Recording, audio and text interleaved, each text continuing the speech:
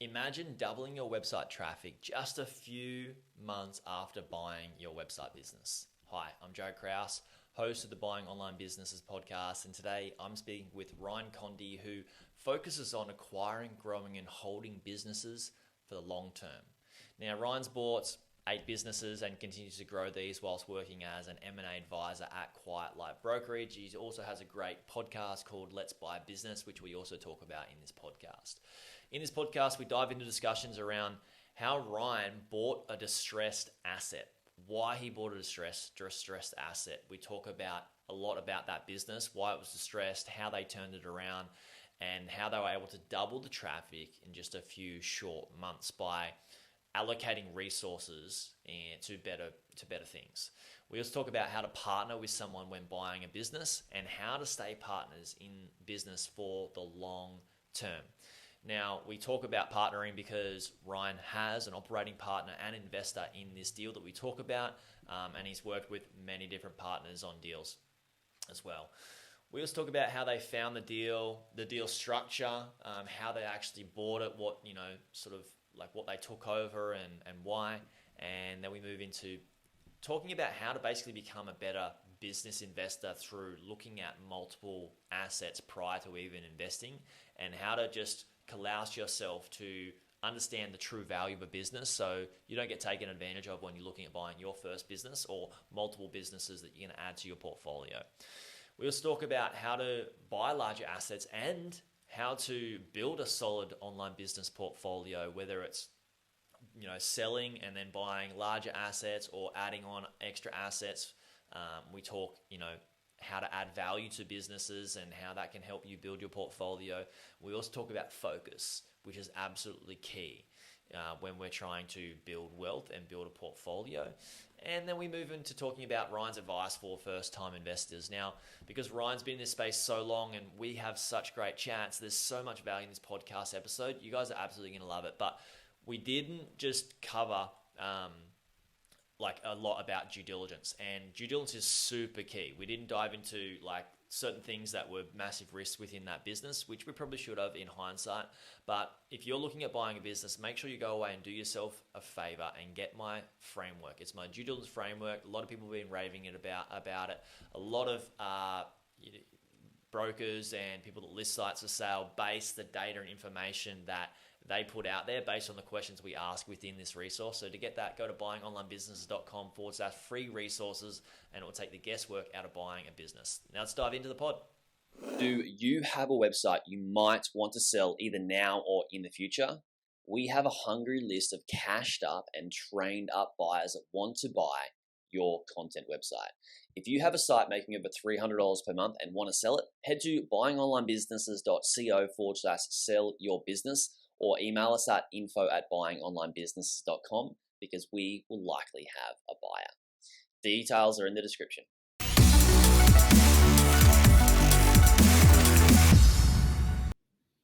Ryan, welcome back to another pod. Thanks, Jaryd. Thanks for having me. I'm excited for this one. We chatted. I went away. I went to Indonesia for a couple of months, and we're going to chat before that. So I've been anticipating this call for a while, and we got some other really cool things that you and I haven't even spoken about yet coming up with other conversations and discussions that we'll be doing with other people. So we'll probably drop that towards the end of the show. But for people listening that haven't heard Ryan yet, go to episode 149, Why Buy an Online Business, and episode 150, How to Get Started Buying an Online Business, because we had an amazing discussion there. It was actually a really long discussion, so we split it into 2 podcast episodes. And they're I'm going to be real and honest, they're some of our best value discussions or episodes on the podcast on buying online businesses. So yeah, thanks for that.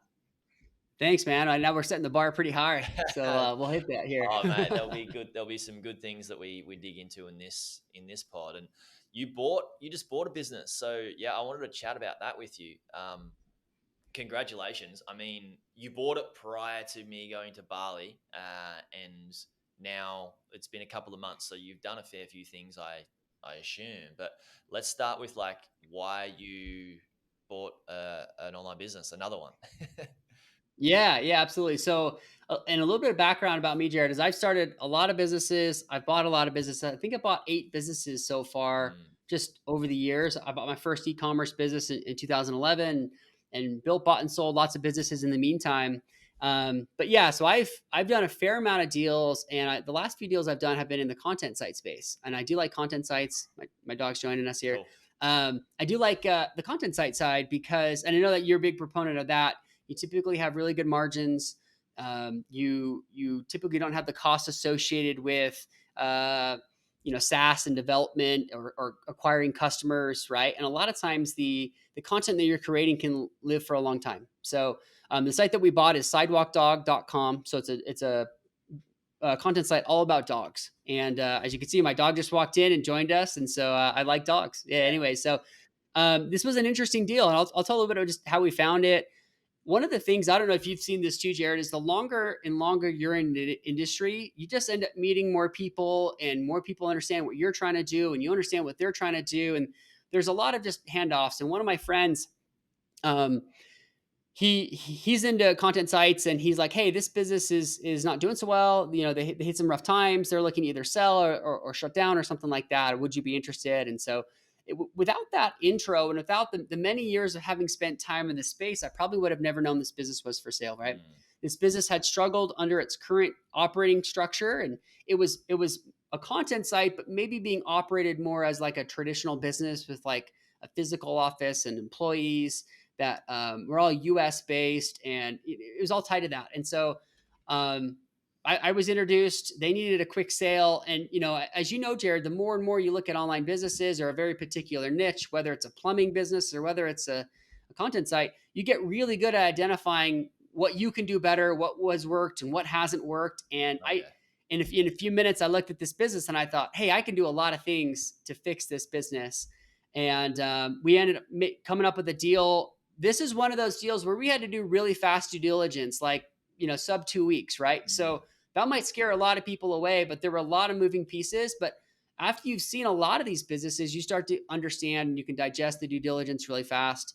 Jaryd, I have an operating partner also named Jaryd, and he's very good on all the things that I'm not good at. So, the SEO, the content, automating the content creation with several different writers, and that process and what that looks like. And I sent it over to him and said, hey, what do you think about this business? He, messaged me back in like 2 minutes. He said, this is awesome. Here's what I like about it. And we were able to move forward pretty quick. And, I'll pause there, Jaryd, and we can dive yeah. into other aspects of the business and other parts of it. That's great. Congrats. So, when you say you had an operating partner, is this somebody that you were already working with on another business in your portfolio? Yeah, good question. So I have an operating partner that I do all my content sites with. Okay. And him and I used to work together on a previous business. And he came highly recommended from one of my close friends. So this is probably 3 or 4 years ago. I had hired him just to do some SEO work and some content work on one of my sites. He ended up being just world class and just awesome to work with. Brought him on as a partner for that business. And then now him and I, if there's anything in the content space, we typically will do it together. So I was able to work with him as an agency, really liked working with him. He liked working with me, or at least he hasn't said he doesn't, right? So then we moved forward. We were partners on another site. And then moving forward, this deal came about. And we've done some other stuff together. We've done our other content sites. And so when I say he's an operating partner, he brings a lot of the skill sets that I don't have, and I'm putting together the deals and finding the deals and some of the skill sets he doesn't have. But him and I have probably the utmost trust and the utmost, I don't know, utmost, but like the similar direction of what we want from particular businesses. And we had some very frank conversations early on before we bought the business of what did we want in this business? How much time could we put into it? Where did we see the growth opportunities? So we made sure that every single project that we're working on, we're aligned, right? Because Mm, neither him or I are full-time on this business, but that wasn't the expectation going in. I think that's a critical piece. And mm, luckily I've been able to work with him on many other projects for several years. So this was just an easy one to step in. And the next content site that we find, we're going to do it together, right? Like it's just, we have a partnership now that I think will last for many, many years. That's amazing. Congrats. That's really cool. That's what I'm trying to instill in people that are purchasing businesses through our work, that hopefully they gain enough trust that they hand over the business to us to help them grow it through what we launched just a couple of weeks ago is our own SEO agency service. That I didn't know that. That's awesome. Yeah, I'll it's have to been send really some stuff fun. over to you. We've been Yeah. doing it in the background for many months, like 6 months, and I've been working with them even longer. And we've been working with a few businesses that we bought in the community and gotten great results. And I just wanted to prove that they were really good before we launched, anything to the public and tested it out. So yeah, I think it's so important to have those people in your corner when you're going to buy a business, because then you've got confidence. You're like, okay, I can buy this and I've got somebody that I trust that's I can work with to grow it as well. And we're going to go down the same direction. They're going to do good work and get great results. And it's helps you be more confident in your investment strategy, right? Would you say that has added so? Oh, 100%. Because I probably wouldn't have bought this business had I known. I think I lost you there for a second. I probably wouldn't have bought this business had I not had him as a partner, because what him, and I don't know if you've seen this with your clients too, but when you have that partner that brings all the skill sets and the knowledge that you don't have, you have so much more confidence moving forward that things are going to work out. The growth opportunities that you're seeing or the weaknesses that you're seeing in the business can be fixed. And I have a level of understanding on SEO and link building and all those strategies around that to sound really smart to my mother, right? But when you get into the actual implementation of it, there's a different level, right? I understand why we do certain things, I understand why it works, but the actual implementation is another level. So I would highly recommend that type of partnership for any of your listeners. It's where we're both bringing a lot of stuff to the table, and the confidence we're both bringing that we can get this deal together done. And not just, it's one thing to do the deal, but then you got to run the business afterwards, right? And that's where it's really critical. And from a timing perspective, I don't have as much time as he does. So we've structured the deal in a way where it makes sense for him to put in the extra time that I wouldn't have been able to put in from my end. So absolutely, having that strong partner, whether it's operations or an investor or something, is critical to a lot of deals. And everybody tries to go this path alone. And I see a lot of people make it work that way, and I see a lot of people fail that way. But usually the people who make it work that way, I think they could row 3, 4, or 5 times as fast if they had someone with them. Yeah, spot on. So from what I heard, this is an operating partner. Are they also an investor partner as well in this deal? Yeah. So from our perspective, we both put in the same amount of capital when it comes to our deals. So in an Cool. acquisition that we're looking at, we moving forward now, on the first deal is a little bit different. I was more on the investor side. He was more on the operating side. But now we're putting in the same amount of capital, and then ideally the same amount of effort. And we're splitting. Like, there's different times in every business where I'm putting more time in than him, and then it flips vice versa. And there's other times, and then the business hits a certain point, and I'm focusing a little bit more on it. And one thing that's really important, I felt like, with my own partnerships, and I've probably had 5 or 6 different partners with lots of different businesses, Jaryd. And one of the things that I value really highly is just, can they get it done, right? I don't care how much time it takes. I don't care the hoops that they have to go through. And more importantly, I know that I'm working with my partner, Jaryd, that, like, it doesn't matter whether it's going to take him 10 hours or 1 hour. I don't care, but he knows he's going to get it done, and then he can have that confidence in me to get my side of it done. Yeah, it's a really good point, because when you work with people, I don't like to hire people based on hour. I like to hire them and work with people based on output. And if Performance, somebody, 100%. performance, like if somebody's going to take 10 hours to do something or 1 hour to do something, I'd still like to pay them, what they're worth. If it's worth 10 hours of their time, but they can do it in one, pay them, right? Like if they're that good. Yeah, Rather 100%. than trying to like penny pinch and do the hourly rate, and then you have to micromanage people, and you don't want that. You just say, get it done this way, and if you know they do good quality work, then you don't need to worry about it. It's going to get done, right? They're the people you want to on your side, on your team. Now, I want to ask about partnering with people. Like you said, you've got multiple partners. What do you like about partnering with people in businesses and investing in businesses with partners? Yeah, that's a good question.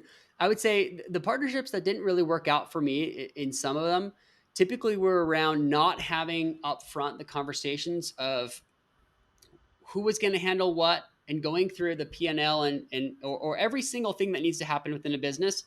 And before you buy it, you're literally writing your name next to it.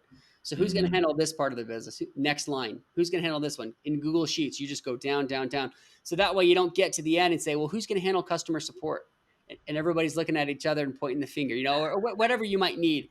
And so I think what I have found is with Jaryd is we know what we're bringing to the table and we're very open. Every single deal and project we do, we outline every step, who's handling what, who's handling our virtual assistants and our international employees that we're bringing on for each one of those.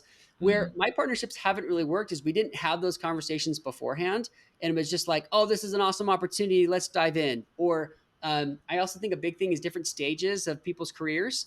You run a couple really good businesses, Jaryd, but you also want to be able to do those from the snowboarding in New Zealand or surfing in Bali, right?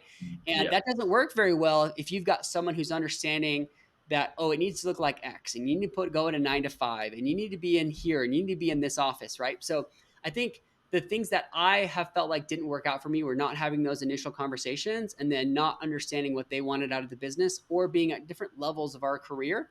And Mm, even just you can be different ages, but you're wanting the same thing out of that business. And a lot of times I find that usually around, do they have, uh, are they married? Do they have kids? Are they all the same size, like same trajectory in terms of timing? And some of it's age, but it doesn't always have to be. It sometimes just makes it a little bit easier. And so that's why when I've worked with lots of different partners, some were great and some didn't work out that well. But when I started working with Jaryd, I instantly knew we were going to be on the same page with almost everything. But then if we're mm. not, we just we can hash that out really quickly. So that's why I like working with partners is we can row so much faster. But I've also gone through partnerships that didn't work. And I think a lot of times you're only hearing about the negative partnerships rather than the partnerships that were just world class and they continue to scale because the world loves bad news. So they all want to hear about the bad partnerships, not the good ones.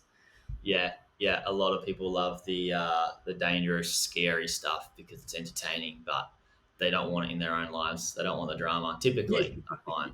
They want that for Hollywood in the movies. Yeah. Yeah, and it's a really good point. Like when you say, because you both like a partnership, whether it's an intimate relationship or a relationship with the business partner, what's one thing that can't not happen is change and Yep. growth. And you're either going to grow one way or another way, like so grow separately a little bit maybe, or grow together. And if you do decide to grow separately, that's totally fine because one person's goals and visions might change and intentions might change, maybe for the business or maybe for their own personal life, which is totally cool. So what I like to add to what you've said is make sure you have a really good worst case scenario agreement that if we both want out, what does that look like? What do you take? What do I take on, like, in terms of assets, in terms of work, liabilities, all that sort of stuff? First right of refusal for purchasing it. Do we both have to exit at the same time? All those sorts of things. Like, because that's the worst thing. Like, and I've done this with intimate partners as well in my relationships and business partners to have the conversation straight up, be like, what if shit hits the fan?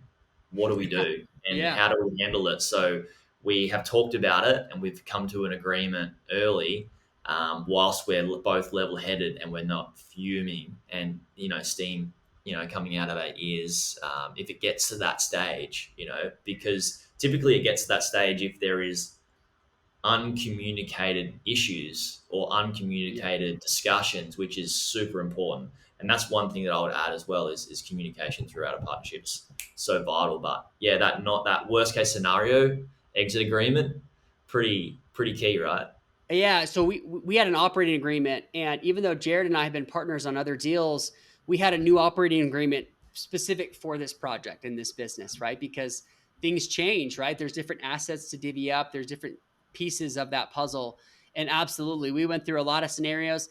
Now, as a whole, you can't possibly think of every scenario or what the future beholds. But as long as you're having those open conversations, then it's easier to have a starting place, and you're not starting from like, well, I thought you were doing this, and I wanted this, and and then you don't point fingers. Or just last week, we had some adjustments that we needed to make to the operating agreement, because we're like, hey, moving forward, it should look like this. And he was like, yeah, I agree. And so we ended up adjusting the operating agreement as we were moving forward to adjust with the different business growth and what we felt like was going to happen.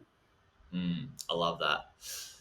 I love it. That's that level of communication that you can both come to the table like, well, this needs to change a little bit, this needs to change, and not have the fear of like, what are they going to say? Are they going to like it? Are they not going to like it? If you don't speak how it feels for you and how you think it should go, then that can create resentment towards the other person. And the more that builds up, the worse it is when things part. It's a downhill spiral. Like you said, with any partner, intimate and business partner, it's a downhill spiral. So Yeah. I love it. So that's partnering, guys. So much good things we talked about in there. So you found this deal through obviously just being in the space, looked at it with your partner, jumped in, bought it. It's a content site. It's in the pet space. What sort of deal structure did you do? Yeah, good question. So I want to talk about the deal structure, and then maybe before I talk about the deal structure, that's kind of in line with what we were talking about when we were evaluating the business and due diligence. One of the things is we needed to move really fast, and in looking at the P&L, they had a very expensive tech stack, and I think that's where experience comes into play. And then leaning upon my partner, who's done some automation around content sites, not AI stuff, but more of just like, how do you streamline the tech stack of just a WordPress site, right? It probably had anywhere from $7,000 to $10,000 a month in a tech stack cost, which is quite high. You're raising your eyebrows. It was very high, and we felt like in a conservative setting, we could get it down to $1,000 a month. But if we really pushed, we could get it to like $300 to $500 a month. And so there were certain things that allowed us to look at the business, and very quickly we could start crossing off. I took their P&L and I basically got rid of all the costs that I didn't think we need and put in the new costs that I felt like we need. And we didn't need the business to grow. We just needed the business to be more efficient. And so that was probably one of the deciding factors. And then we started laying over what we thought our potential growth could be. And it was like, okay, this is a no-brainer. We better buy this, right? Deal structure. So we went in 50-50 with my partner. Like I said, we basically structured the deal where he put in the same amount of capital as I did. And our whole goal was, can we turn this business around in 30 days and pull all of our capital money in? So we put some money in to keep it floating. The business had some debt on it, and we ended up just absorbing that debt. We took over that debt. We felt comfortable with that. We liked the percentage rate. It was a fixed rate. It was over a really long period of time, and it was with the U.S. government. So because of that, it had a lot of great things that we liked, and it was rare. This was actually during COVID, the U.S. government issued certain types of debt that they only did during then. It was sort of disaster loans. And so it wasn't actually through any bank. It was actually through the U.S. government. And because of that, the interest rate was super low. So we ended up just taking over that so the business didn't have to go through bankruptcy. And we put some money in to keep it afloat for what we thought might be 60 to 90 days. And eventually we pulled that money out and started building the business and cutting those costs and focusing on, the revenue creation of good revenue. Because not all revenue is good. Some revenue can take up a lot of time. And then we were able to cut costs on both sides. So we sort of were cutting from both sides there. That's cool. So are you saying you took on that debt, or you sort of paid out that debt? So, and also, what percentage of debt did the business have? Yeah, so it had a pretty significant amount of debt compared to its current financials, right? Like it probably was never going to be able to pay it off with its current financials. But when we looked at the financials, we were really confident that we could take it profitable without any growth. And with growth, we're like, oh, this will be great. This will be a home run, right? And so we ended up just absorbing that debt. We didn't particularly want to pay off that debt because we felt like the interest rate was really low. And part of the reasons why this business was eventually going to go to bankruptcy. It was a great business. There were a lot of great things about it, a lot of great previous employees that had been laid off. that we felt like we could bring on a contractual basis as contractors.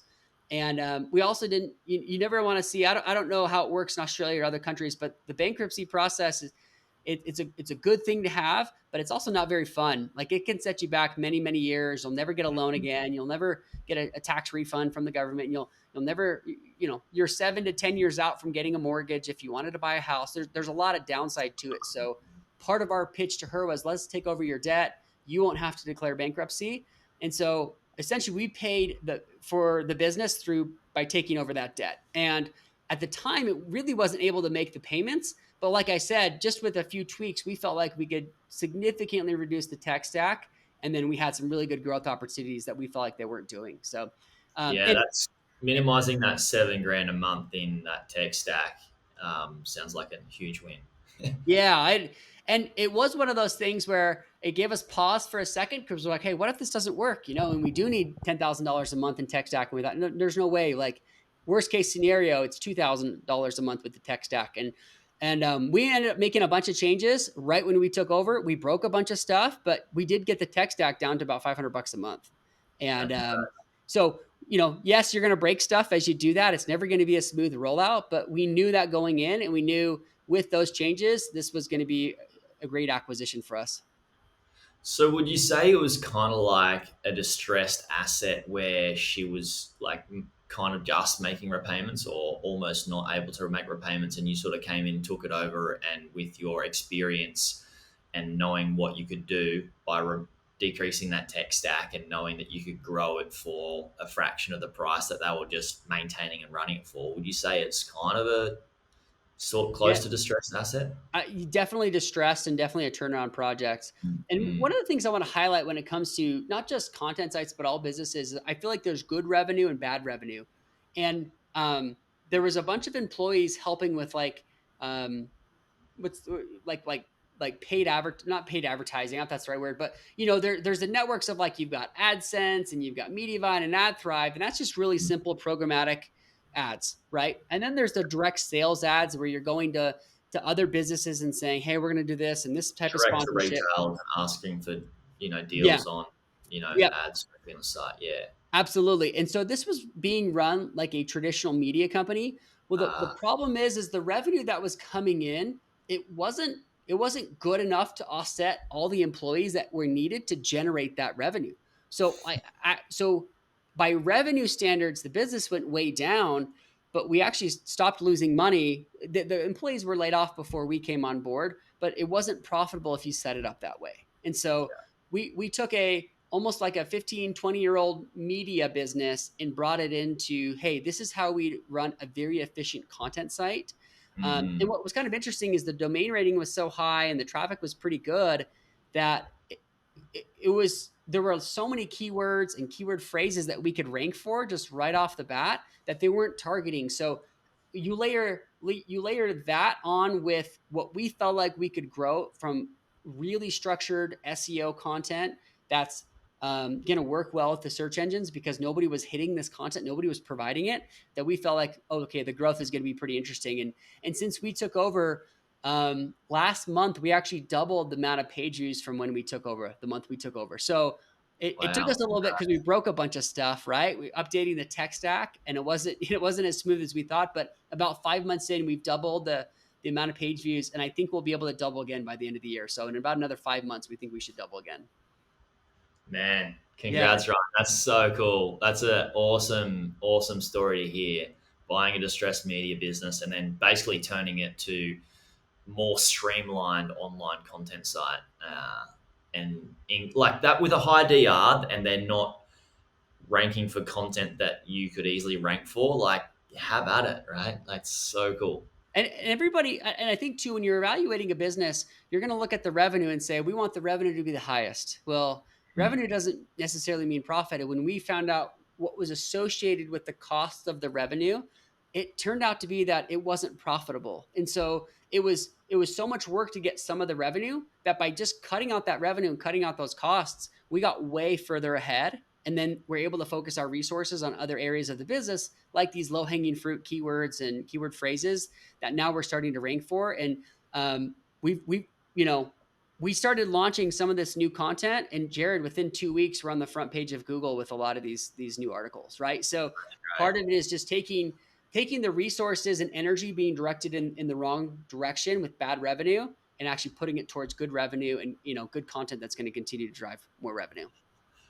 That's a life and a business hack, really. I think once you get to a certain level, especially, I mean, I don't know what sort of career you had prior to investing in businesses. I used to be a plumber, and being in that, I call it like being in the survival phase. Until you get out of the survival phase of working for a paycheck, you don't really, it's focusing on resources too much isn't super important or a big thing until you get out of that. And then you got to realize, right, where's my time best spent? Where's my money best put and located? And so those your two main resources, and the same in business, is like, where do I allocate these things that it's going to net me the best ROI? Your time as an operator, and also the money being spent in the business as well, like decreasing that tech stack, like you said, and then rolling that, whatever it is, $7,000 a month into good content that you can rank for. It's like, let's go. Let's take this as far as we can. Yeah, So excited. you would take Yeah. that deal all day, So yeah. Yeah. Yeah. It just sounds fun to be able to see, and you kind of need, for somebody listening, you've looked at so many deals, Ryan. Like you and I look at, I don't know, I know that I've looked at tens of thousands of deals, and I know that you've looked at a lot as well.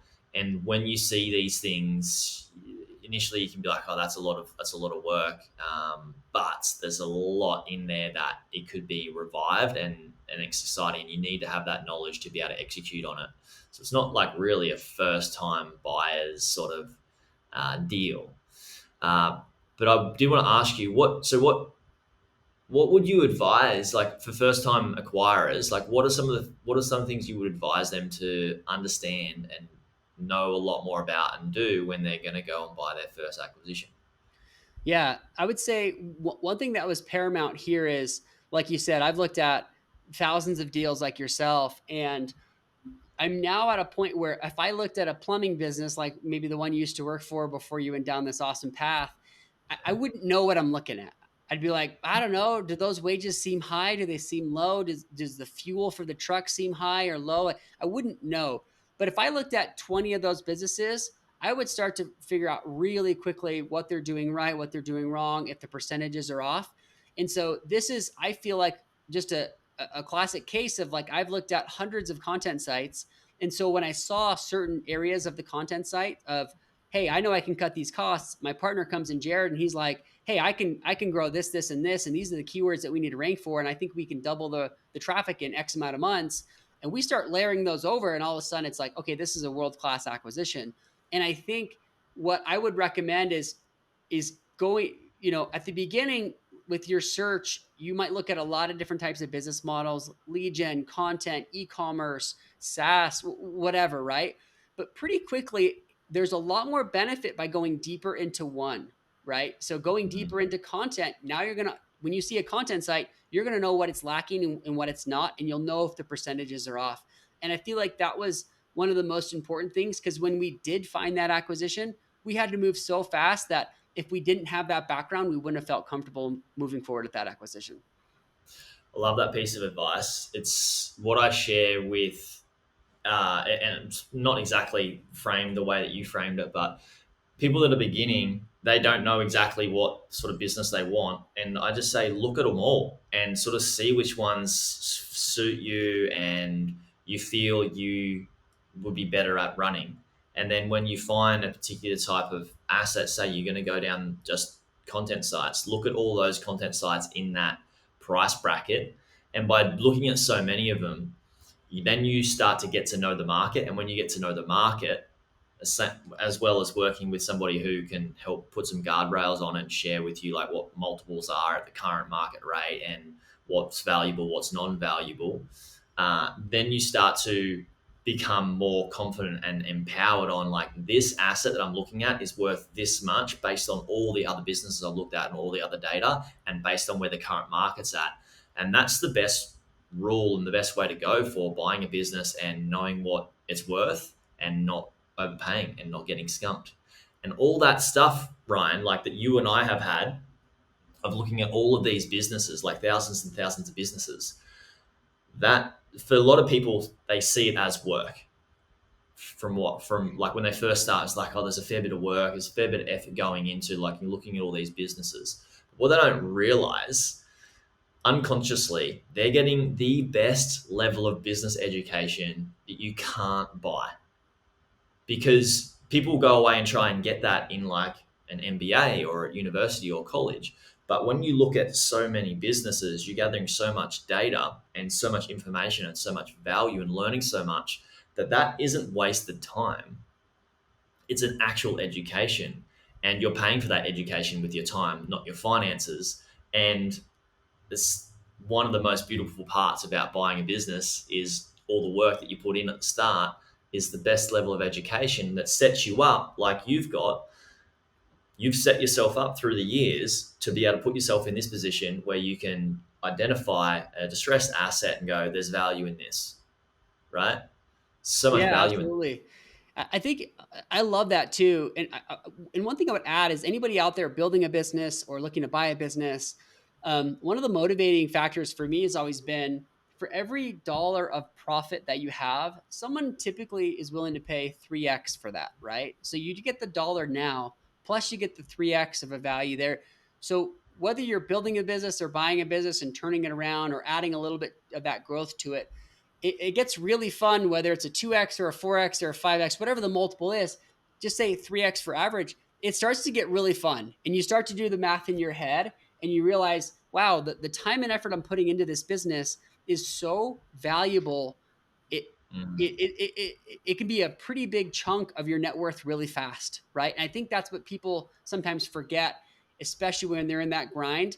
You said something, this is an education, and this is, the school of hard knocks and MBA. I would also say too, you have you think this is fun, right? Like you look at P&Ls and you're like, I love this. I love doing due diligence on businesses. To me, that's like play. It's like, would I rather watch Netflix or rather just dive into another business? I would, except my wife would think I'm crazy and she would, never want to hang out with me, right? So we do watch the Netflix stuff, but that's what I mean is like you have these motivating factors, and one of the most motivating things is the lifestyle that comes back from ownership or even exiting a business. And if you think about every dollar of profit you have, you're getting paid that dollar plus the $3 or $4 or whatever that value is that you're creating if you were to turn around and sell that business. And all of a sudden, that 3.5 or that 4x, it's the dollar now plus that $3 to $4 that you get down the road. It's pretty awesome. Yeah, that compounding effect is phenomenal, isn't it? 100%. Yeah, so that's a really good piece of advice. People thinking about long term when they're buying a business is like that exit is, and how, like, let's frame that up for somebody that say somebody's bought their first business and they've just gone and got to a point that they've grown it over a year, maybe 2 years, and they want to increase their portfolio. With the people that you work with and talk to that are selling businesses that have these larger portfolios, it might be 7 to 8 figure portfolios. What would you say is the next step for somebody wanting to grow their portfolio? Is it their option of like selling that business and buying a better one, or taking some profits and buying another one around the same price? Like, what would you suggest is the best way for scale in terms of using the resources best to grow a solid portfolio? Yeah, that's a good question. And I usually find that people who sell, they're like the next buyer in line. They go sell their business and all of a sudden they go take their vacation, realize they need to be working on something, and they go out and buy another business, right? They buy a bigger one or a different industry. It really just depends on what their exit goals are. I've talked to a lot of people that when they sell, they will put it into a home, right? They want to buy their primary residence, or they want to put it into a second home, or pay off their house because that's what makes them sleep better at night. I think you and I would probably agree that like we use cash flow to buy more cash flow. So Yes. that's the way I view it. And I always, try to push people like, well, how does this money work for you? Can you get it to buy more? Right. When I think about building portfolios, and I typically see two types of portfolios that work best, and one is e-commerce and one is content. I've seen a lot of people do it in SaaS. it's just trickier, right? Because they're not all the same tech stacks. They're not all the same lifetime Mm, value of customers. You might have a sales team of some. It just can get a little bit more complicated. So mhm, when I typically see e-commerce roll-ups or, building a portfolio of e-commerce brands, you get really good at, Shopify, or you get really good at Amazon, and then you start adding pieces onto them. Or you go buy, say you're good at Amazon and you go buy a business that's good on Shopify but doesn't have an Amazon presence, well, that's your value add, right? And then all of a sudden you're adding that in. I've also seen when you get to a certain size with e-commerce, you're already paying for someone to run your ads. So adding in another portfolio company, you just have that same person running your ads on Facebook or Google or TikTok or wherever you have or YouTube. Or you have a warehouse and you have, an extra 10,000 square feet of space, you can, add another e-commerce brand and plug it right in, and your costs actually don't change that much. Now let's flip it on the content side. Usually what you're good at is your SEO. You're really good at generating good content that is going to bring customers in, right? Not customers, but like visitors or whatever. And when it comes to that aspect of it, I find it's better to stick with what you know. Like if you're good at lead gen, another lead gen business could be pretty awesome. Or buying a mm, content site that should be doing lead gen but isn't, and then you're plugging your expertise in there. On the flip side, mm, it's like if you start having a lead gen site / content site and then a content site over here and then a different business model and content over here, I feel like it's a little difficult and they don't necessarily talk and your team doesn't have the ability to work across. Whereas if you've got a yeah. content site, and one of the reasons, like with this sidewalk dog that we bought, Jaryd has managed dozens and dozens, if not 100 plus writers over his career. So we knew very quickly he could have an automated process to manage our writers all over the world with an automated process, that would they could take the articles that they wanted to write and the topics, and they would immediately get uploaded after they wrote it and get sent to the editor, and the editor could immediately push it to WordPress. And that process and that flow, he's already built a dozen times. So when we look at content sites, we want to do something that where we can streamline it and cut costs. So when you're adding a portfolio, in our sense is we're not looking for a lead gen site or an e-commerce business to plug into it. We just want to plug in something else that can build with our system. And so even if it's Mm. not dog related, we can now apply all the learnings we've had with scaling our content and our writers to that niche. It could be plumbing or home improvement, but we now have this back end operational system that we're just going to plug into the next one. Spot on. And that's what my goal is with Bob, our business here, is where people can buy a business, hand it over to our team to grow it with the SEO service. And then at the same time, I'm helping a lot of people build out different parts of their business, particularly for content sites. I'm helping them build out an email marketing arm where they can start to earn just as much revenue from their email list through some pretty cool ways that I won't share here in this pod, just through email You got to marketing. sign And up. then, yeah, we can talk about it after this call if you like. And then so we we then they have the option to grow that with our team, leave it with us, do a little bit of work themselves with the email marketing, and then they can either sell it or and buy another one, or just buy another one and do this exact same process. And the two skills that I want them to get really good at is identifying great business to buy, number one, and then number two, like one extra add-on, which is typically email marketing, because it can be done with content sites, SaaS, and with ecom. And then they can just buy amazing assets, plug in the SEO team, plug in that one extra asset, that value they had, and they can keep buying more businesses or selling them and then chunking up and buying larger businesses. And that's, I think, a really good way to go. Personally, I like the ideology of having one asset to focus on at a time rather than having multiple.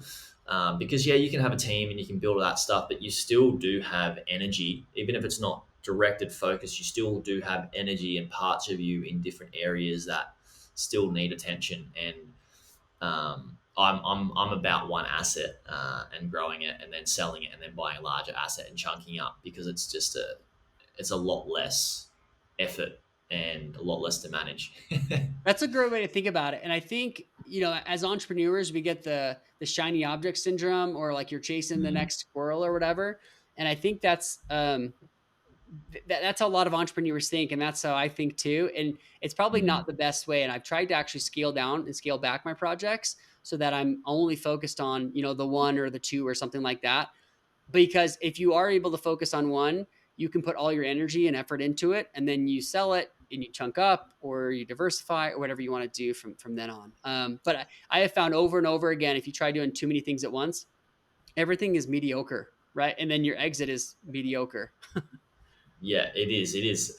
The businesses are mediocre, the exits are mediocre. And one thing before you even get to those mediocre exits and businesses is if you've got three businesses and you've got income from them all and you're just putting that all income into like one basket, like how it's really hard to determine this, I'm going to spend this much money on this business in this growth area, and then maybe that'll be taking me away from this other one. So it's just so much better to be like, yeah, cool. This I'm prepared to spend this amount of money on this one business and that growth area rather than having to divvy it up. And yeah, it's like I think you can grow faster with focus, laser focus.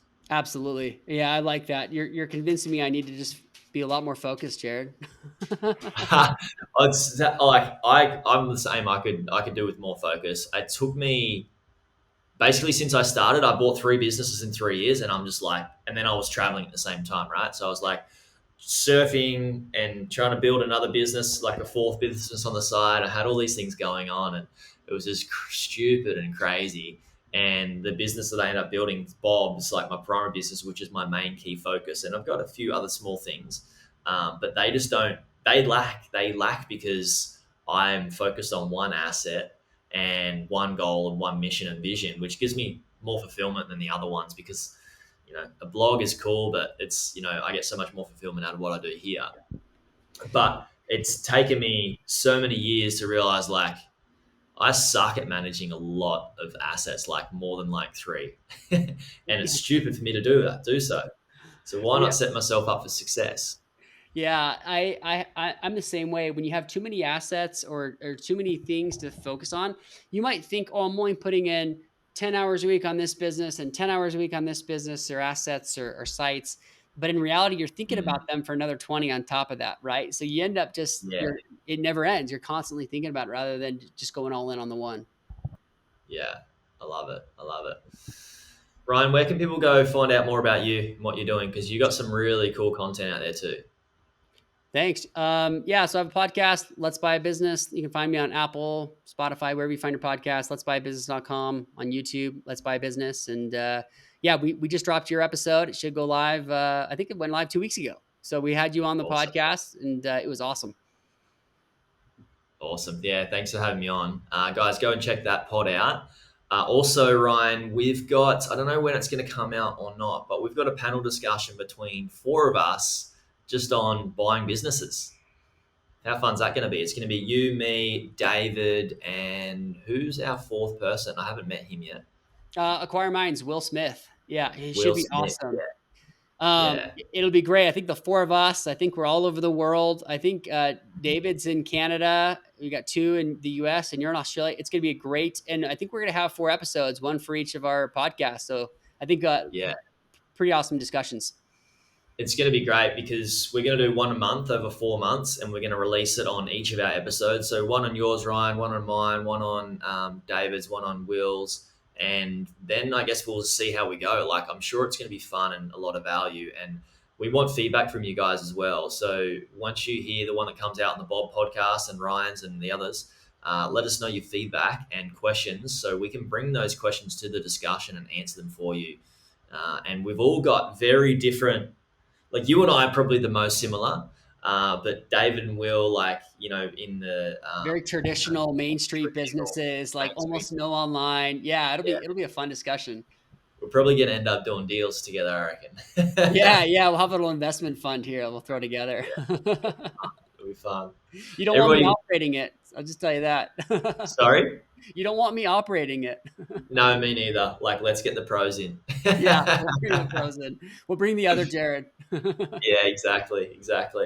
Everybody that is listening, thanks for listening. I typically don't ask you guys to do anything, so I'm gonna hit you up and say subscribe. Hit the subscribe button. Share this pod with somebody that is thinking about buying a business.